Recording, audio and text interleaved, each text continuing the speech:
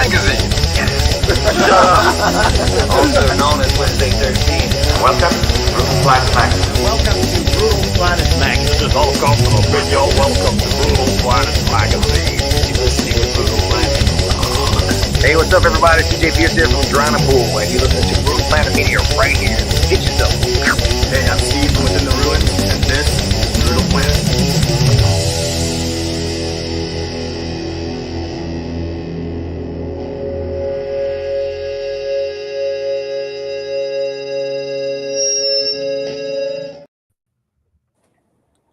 Greetings, Brutal Planet. We are live today with Mr. Dan Lilker and Dave Hofer. How you guys doing? All right. How's it going? Really good, man. We're really excited to talk to you. Right on. I think your kind of story fits the largest portion of our audience demographic, which is basically guys that are our age. So yeah. Okay, cool. I would agree with that. Yeah. Well, I guess start by telling us how you guys put this project together, because Dave helped you write a book about your life, Dan. So I guess kind of introduce yourselves and tell us how you guys came together on this project. Well, when Brutal Truth started doing stuff again, because Brutal Truth was in existence from 1990 to 98, and then we broke up for various reasons. But we started doing stuff again in 2006, 2007. So by 2007, the reformed Brutal Truth did a tour of the UK.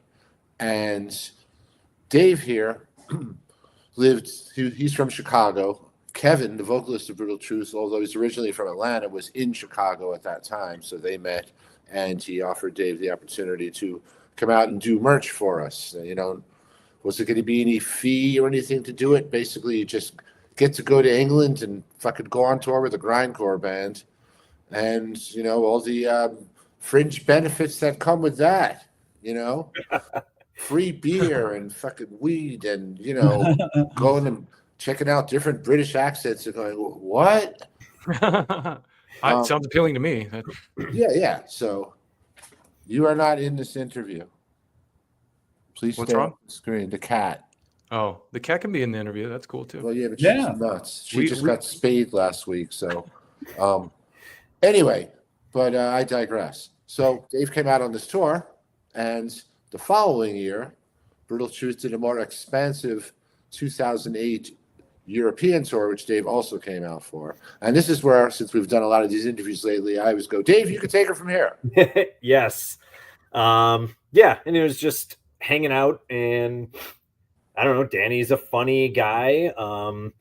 I am not going to say that Hash had anything to do with laughing extra hard at his stories, but, it was just suggested at some point, like, dude, if you had a book, I would read that book. And Danny was just like, I don't know if I would ever just like sit down and do that, And so when we got back from the tour, I kind of thought about it, and I ran the idea by my wife and was like, can you think of any reason I shouldn't pursue this idea? And she said, nope. I said, well, I've got, a good bit of writing background for various magazines, including like Metal Maniacs and Punk Planet. And just emailed Dan and kind of pitched him the idea, like, let's try to put something together, but let's do it just kind of low key on our own terms. I don't have the... I don't know. It's just not like in my DNA to try to find like an agent or like shop it around or any of that. So yeah, that was the origin. Okay. Yeah, well, I mean, we did. I was just going to say we approached it the same way a band would approach something, not like trying to get on a major label, but more DIY and sticking to your guns, etc. That's all. I love that. Well, speaking of that, of which, let's talk about kind of your entrance into the music world, because I didn't read the whole book, but I read kind of the first part, and I'm a huge Anthrax fan. So I guess kind of tell people how, because Dan, you've been in so many seminal bands from Brutal Truth to S.O.D to Anthrax. So I guess give people a little bit of flavor as to how you kind of got into the metal world and your genesis, and because you were around, you were part of the origin of thrash. I think that's fair, yeah. Yeah. Well, yeah, I that's would say probably it's due. more than fair. Yeah. You earned it, dude. Well, thank you. Well, I mean, growing up in the generation I did, because you can literally say that, because I turned 60 last month. Congratulations. When I was in my early teens and started getting into, like hard rock, because that's what was around then. My sister had got me into a lot of that stuff, and she got me into more like 60s heavy stuff, Hendrix, Cream, The Who. I took that and pursued it. Like, I started checking out Led Zeppelin myself, and then I heard about Black Sabbath. And so for my junior high school graduation present to myself, I went out and bought Black Sabbath's greatest hits, and that was it. No looking back after this, because even Led Zeppelin was a heavy hard rock band, but once you hear Black Sabbath, just that whole doomy thing, that pretty much set me on the path. I'm sure I'm speaking for a lot of people. There would be a similar thing. But also, as a musician, I just felt like a natural affinity for the bass because of the deep tone, which I always say is very funny because I'm known for having a very aggressive and gnarly tone. But, you got to start somewhere. So I just started.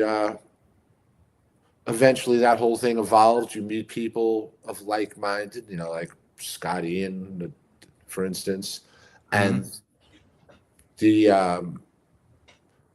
Sabbath thing that rolls into Priest, Motorhead, Iron Maiden. Now you're getting into the whole new wave of British, blah blah blah. And next thing you know, you're arriving at thrash. We heard Metallica. That would have been a big influence for me when I was a 17-year-old kid or whatever. And we formed Anthrax and just puttered around a little bit as a garage band with neighborhood kids, and then it just got more serious because you started going to metal shows and looking at fanzines. Because remember, this was pre-internet. You actually had to go to shows and physically interact with people. Yeah, I picked up this little factoid from the book that I loved because I listened to a lot of hardcore and punk and stuff. And you said in the book that the term thrash actually came from hardcore punk, like bands like DRI and stuff like that. Well, yeah, thrash was just what they called faster hardcore because you literally just like thrashed rounds when you were either playing it or reacting to it, and thrash metal was born because it was influenced by thrash hardcore, and but it was more metal, so they said, okay, this is thrash metal, because you used to be able to define a lot of hardcore. You'd have like the 81 type stuff, which was more mid-speed. I don't want to say Ramones was certainly not like that, but I'm talking tempo-wise. It was very driving, but it wasn't fast on the drums. So they would, in order to differentiate, there was thrash hardcore. You knew that it was that fast stuff, and that's where the word thrash came from. Yes. So Dan, I was going to ask you. I've read pieces of your book. My girlfriend and I listened to Scott's book, and he speaks very highly of you. I mean, you guys were really good friends growing up. And I'm trying to remember, what was the original name of Anthrax before Anthrax? You guys had a couple of different names, didn't you? Not really. Oh, I thought you did. Nah, Anthrax was just Anthrax from the very beginning when we were 16. And then I wanted to ask you too. I mean, Scott very much talks about his, I don't want to say distaste for Neil Turbin, but was he? You laugh at that, but they really wanted everybody to wear chainmail and all that kind of stuff on stage? And oh, this is live, right? Well, Neil just had his own kind of take on imagery and what he thought a band should look like and sound like. And it was, let's just say, it was just different than everybody else's. Yeah, okay. Good, fair enough. Mm-hmm. Very diplomatic. Yeah, that's me. And speaking of that, you recently did some shows with Anthrax, which is really cool. And I wouldn't call it closure because I don't think you needed any closure, because I think you did everything you needed to do in the band. But do you feel like it was a fun reunion for you? Oh, definitely. I'm cool. glad they called me up. Sorry Frank couldn't do the shows. He had reasons he couldn't do them at that time period. And they thought it might be cool to have me do them. And I'm glad Scott reached out, and yeah, it was fun.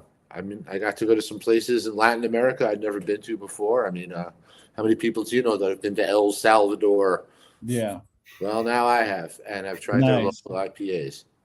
And then the cool thing about South America, I feel like, is they are very passionate about their metal. You know what I mean? They are very. I mean, there's no other bigger band in the world in South America than Iron Maiden.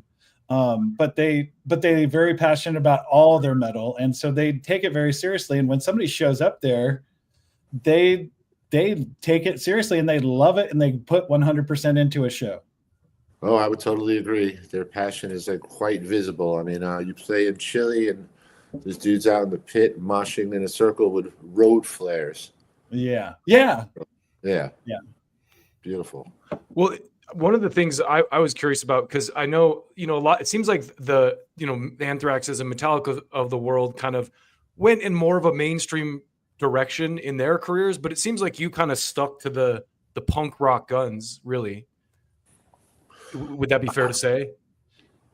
Well, yeah, but that wasn't even a conscious move. I just like playing more intense music, and it wouldn't have felt natural to me going in a more commercial direction like that. I've always followed exactly what I've wanted to do musically, whether it was lucrative or not, because that's not why I started playing music. I don't want to live in a squat either, but the point being that I've always stuck to my guns, play what I've wanted to do, but it wasn't like, yeah, man, I'm going to do this and fuck those. Oops, all the right. language or whatever. But basically, yeah, it's just my DNA, man. Well, with the book, are you guys doing any promotion besides this? Are you guys going to do any kind of like reading, like tours where you go into bookstores and read chapters from it or anything like that? Over to you, Dave. Nah. I mean, we did a Q&A and signing at Generation Records in Manhattan, whenever that was, at the October 25th. So far, nobody else has asked us to do anything, so there is no like grandiose book tour or anything in the works. Not yet. I mean, never say never, but I don't know. It's, again, this is sort of like the whole idea of the book. It's like kind of like Danny's career, where it's, we're not like intentionally trying to not get anybody to notice it, but it is more of just like an underground, kind of word of mouth thing. It's like, we're working with Earsplit, obviously, to talk to people such as yourselves, which we're very grateful for, but it's not like meant to, I don't know. We're not trying to make the New York Times bestseller list or anything here. It's just a testament to Dan's legacy, and hopefully people are into it. And I'm not going to say like we don't want to do any like in stores, but it's just not something we're like going out there and like trying to do. It just goes back to what we were talking about before, where it's like, it's just kind of a natural thing. We're not trying to like make it big, like a band would. It's just, it is what it is. On that note, talk about the title a little bit. I didn't completely finish the book, so I didn't. There's probably tells you that, but I was curious about that because it's a really interesting title, Perpetual Conversion. Perpetual Conversion is the name of a Brutal Truth EP that came out in, I think, 1993, and so that was fitting because it was a release I was on, but it also describes kind of like my career, which is always in a state of evolving, put it that way. But that's too much of a mouthful. It's funny, we've done a lot of these interviews, and sometimes people read it wrong. Your team squint at the screen and go, "Perpetual Conversation." I'm like, no. So we made a joke that the next title of the book is just going to be in like Russian English, like "Book About Dan," which would be easier. But so yeah, that just fit because it's cleverly the name of a Brutal Truth release that, again, also kind of would somewhat accurately describe how I've approached music, or how music has approached me. Well, Dave, There's a- I was just going to tell you before we moved on from your last comments that I can't confirm or deny that Oprah watches our show. So you might be getting a call from Oprah to put the book on the Oprah show. Oprah, a big Brutal Planet fan. Well, okay. She might be a closet Brutal Planet fan. Hey, Closet? What are you talking about? Hey, I'm down. I thought before, Dustin, you were going to say that maybe, oh, this is my supervisor. I'm at work still. This is live on the internet right now. Don't fire him. He's okay. He's a good dude. Hi. That's Jessica. She's great. Dustin, I thought before you were going to say that you hadn't finished reading the title of the book yet, which was kind of... No, I actually read a pretty decent chunk of the front end about it, which I was going to ask Dan. There's an anecdote in there about Dave Mustaine and just how Dave Mustaine and him had a liking, or basically Dave Mustaine just said, told a story about Dan. Are you still close with Dave? Dave and I guess we'll email each other infrequently. We both used to be fellow DJs on the Gimme Radio, Gimme Metal channel. That kind of folded a year or two ago or something. And of course, I knew him back in the day. And yeah, he'll tell you about the story how I took him out for pizza when he was broke, when he was in Metallica in 1983 or whatever the hell. But sure. I mean, those guys were living in a rehearsal place. And, if you remember Dave's shock of red hair, well, just imagine it like unwashed after 5 days or something. So this poor guy needs a shower and a meal and whatever. So I took him out, went to the park, smoked a little weed. Just basically, you're a long way from home and you want someone to come and just make things a little easier for you. So that's what I did. He was the only one who was awake. He was like, "Hey, what's up, man?" I'm like, "All right, dude." And if we just took city buses, because I didn't have a car then. I was like fucking 17. I had to take a bus from Jamaica, Queens, where they were staying. We went to a record store called the Music Box, which had, a bunch of metal records and everything. That's where I first saw Sodom and the Son of Evil and said, holy shit, I got to check this out. And yeah, good times. Were you close with the guys from Metallica? How well did you know Cliff? Do you have any good Cliff Burton stories for us? Well, I mean, I knew Cliff back then because that's when I was still in Anthrax. I mean, obviously he did not go until September 86, but once I was out of Anthrax, I didn't really interact with those dudes anymore. But for the period up till January 84, which would have been, I guess, April 83 when they came out, if I'm trying to remember that, for the 9 months I would have been in that circle. Cliff, I could tell you, is your prototypical, was obviously just for one thing, incredibly talented and revolutionary, what he did, with wah-wah and distortion on his bass. But also, he was just a laid-back bass player, just tall, skinny guy, just wanted to be left alone. And what he did with the bass like that, it wasn't like a thing like, look, I'm showing off, look how good I am. It's just a dude had a very unique take on playing bass. And yeah, the one funny story I remember is when those guys, were kind of like dead broke. We were walking around a supermarket, and he walked past one of those displays where they have a bunch of drinks up on a shelf in the refrigerated area, and he picked up a chocolate milk, walked down the aisle, drank it, and then put the empty bottle on another end cap. And I said, "Just," and he went, "Yep." Yeah, there's your story. Him basically. You can't call it really shoplifting, but it's like he kind of carjacked a chocolate milk. I don't know. Now they'd have it all on camera and yeah. Oh yeah, not then. And even then, they probably would have been like, just take it, just get out. So I'm curious, when you moved on from Anthrax, you were in a lot of, great kind of underground thrash and hardcore type bands. Is there any of those experiences that you would like elevate? I don't want to like make you, pick and choose or like make anyone mad, but like, are there any of those bands? Are there any that like really stick out to you or that are kind of like your favorite, I guess experiences? Well, I always get diplomatic here and say all those other bands I was in after that, for different reasons, because of the different styles of the bands, I have great memories of them. Like S.O.D. was just, we thought it was just going to be a dumb punk rock project, and it got like fucking huge. We were like, huh? And so we just did a few shows, and that was fun because it was great playing with Charlie and Scott again. Nuclear Assault was obviously something that was more of my band, not just some little project that we went for years and, you know, playing thrash metal and just, I mean, that was the only thrash metal band I was in that was, you know, around for years that I had, you know, multiple records with. I mean, sure, S.O.D put out Bigger Than the Devil in 99, but that was more just a glorified project, to be honest.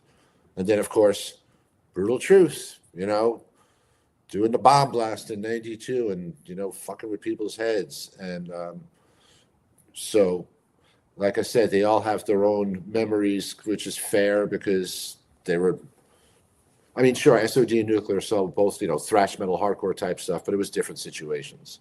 Yeah. You know? So I still do consider those, you know, set them apart. We have a sound drop we play from S.O.D of Kill Yourself.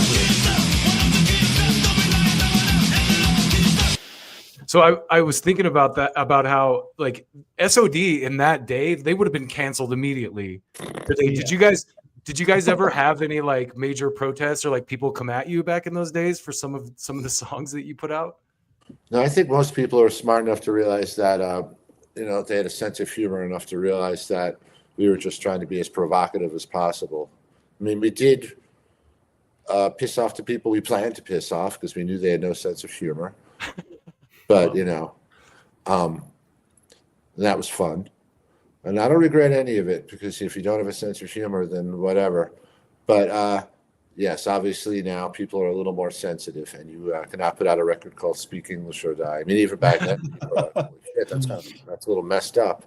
But, again, we were obnoxious and provocative. It wasn't heartfelt. It was more just, I don't know, making an obnoxious statement. What can I say?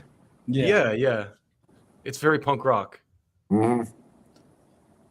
So what was, I'm trying to remember the name of the character from S.O.D. that it was a general, correct? And that was his Sergeant. He hated everybody. Sergeant D, yeah. Well, that was just a cart. When Anthrax was doing Spreading the Disease, sometimes once you're done with your parts, it could be boring. So Scott, who's a talented kind of illustrator type, which nobody would really know because he never bothered putting out any comic books or anything, not that I know of. He would just sit there bored on the couch and he just created this Sergeant D character on paper that was just this real nihilistic asshole, and then kind of based the band around that. So that's why Billy made a great kind of, you know, he was kind of like the embodiment of that, you know, come to life. And Billy didn't take any shit on stage. And I remember hearing some of the stories about Billy. Was he broke somebody's arm or something like that on stage or he knocked him out or something like that when they came on stage, and you guys were, and it was just it was a crazy time because there were so many people that would show up and they just wanted to get pissed and beat up the other people that were there, and then they wanted to beat up you guys, and then it was just like this big round robin of people wanting to beat each other up. I don't remember anything particular where he would go out of his way to break people's limbs or anything, but a lot can happen in the middle of, 10 guys stage diving at the same time. Yeah. I just try to stay out of the way, and that's also so I could play my parts correctly. I don't want to be a performer. I'm just a musician, but if I'm up there playing, it's not in my best interest to stand in the middle of that washing machine or something. Yeah. So just, yeah,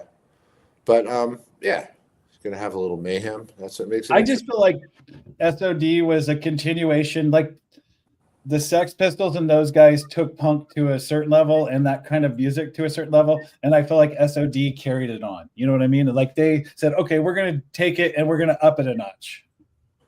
Well, it's quite flattering in the grand scheme of things. I think it is, but it's true.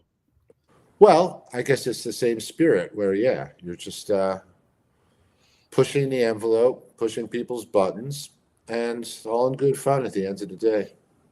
I mean, who would have thought back in the early 80s that God Save the Queen and Anarchy in the UK, I mean, those songs were cutting edge for their time, but then that became a standard, you know what I mean? And so then S.O.D, I feel like, took it up with Speak English or Die and some of the other songs, you know what I mean? Well, yeah, I think there are a lot of other kind of punk bands that weren't exactly being super political either, and were also kind of being brash and obnoxious. And then even into like punk and hardcore and thrash, you know, GBH would have songs like Sick Boy and Slut. You know, that's not exactly trying to change the world, is it? So, Yeah. yeah, it was just, some of it's just meant to be offensive. There's different ways to offend people. Yeah. You know, played black metal, fucking that disturbs some people. But, you know, some people are deserve to be disturbed. So who was some of your black metal influences that you? Well, when I played that stuff, because Nocturnal Hellstorm broke up a few years ago, the band I was in up here, Nocturnal Hellstorm in Rochester, was basically, we formed because it had been like 20 years after all that Norwegian stuff. Yeah. Black metal had turned into something else, and we wanted to do something that kind of resurrected that early 90s spirit when it was more fucking dangerous. Not that we ran around, you know, desecrating graves or anything like that. It was just more an ideology, and the musically just intense and not experimental or, you know, it's the H word in the States, isn't it? Hipsters. They fucking ruined it. And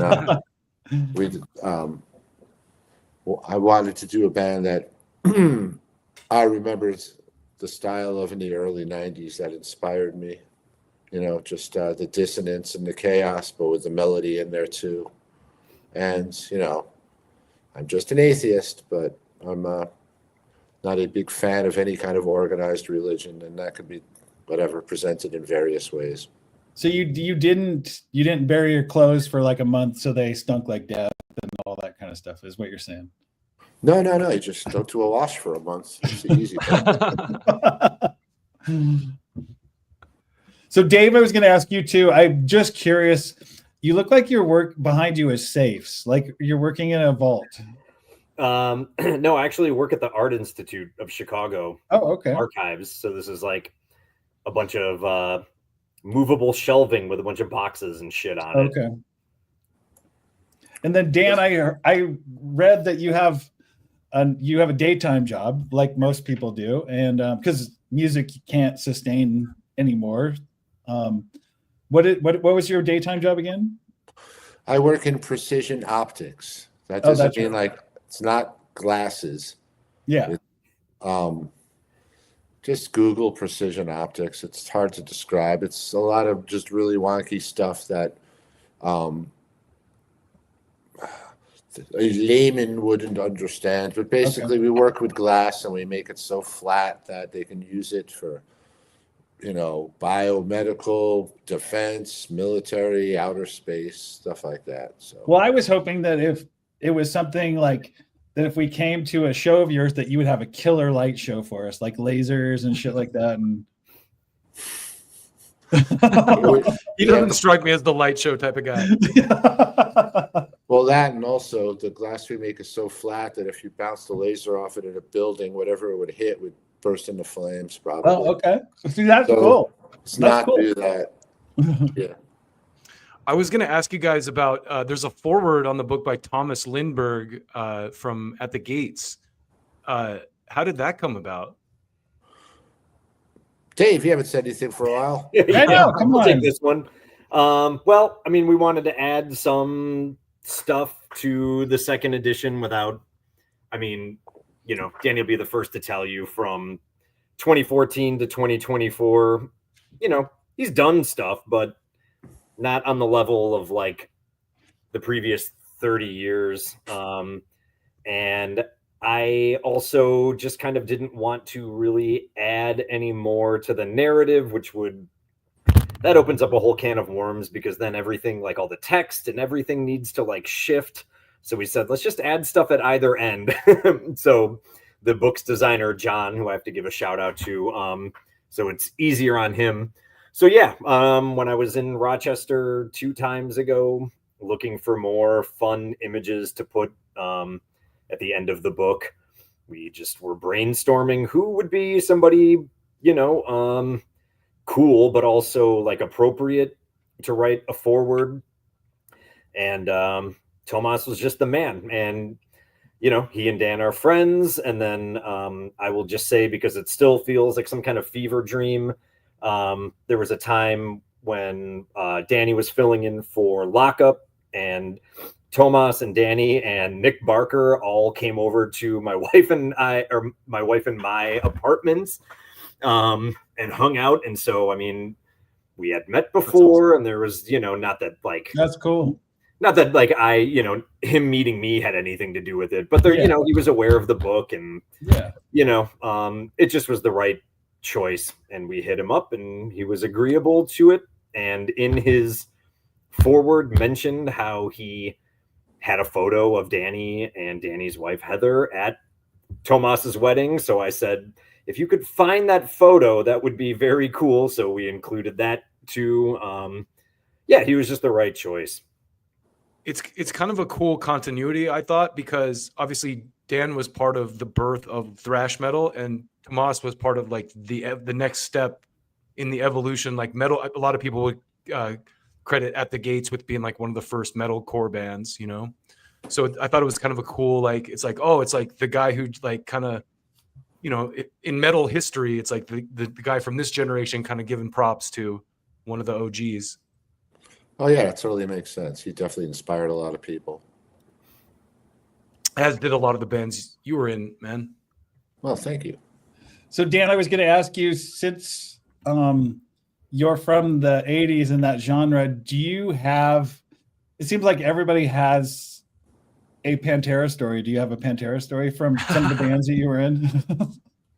Well, it's a 90s story, but when S.O.D finally did a whole tour for the Bigger and the Devil record in the late 90s, 98, 99, a U.S. tour now. We did a European tour. We went to Japan, too.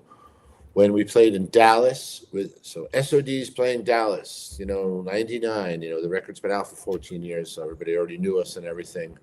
So this was a big moment. So we played some small club. Now it's like Texas in the summer. So inside the club, on stage with the lights on, you got to figure, it's about a cool 140, 135 on stage. So finish the show. Like, all I want to do is guzzle like 2 gallons of Poland Spring water. But who's coming up through the crowd is Diamond Darrell with one of those waitress round trays with 15 shots of Jägermeister, which I had never had a shot of Jaeger for good reason, because I don't even like cough medicine. So why would I drink it socially? Yeah. So, but like NyQuil. Yeah, exactly. It's just, ugh. But anyway, so there are, practically like a weight loss program on stage. It was so hot. But then Diamond Darrell rose up. S.O.D playing Dallas first time. We got to do a shot of Jägermeister. And, if he wants you to do a shot, you do the shot. So, yeah. That's all I wanted then, was a nice lukewarm shot of Jaeger, but down the hatch. And, just kind of make a little prune face and head off and find some water. I figured that's a cool Pantera story. That is a cool Pantera story. Yeah. It's very typical. Mm-hmm. So you guys have a time limit. One last question before we kind of wrap things up. What are you up to these days? If you mean me. Yeah, Dan.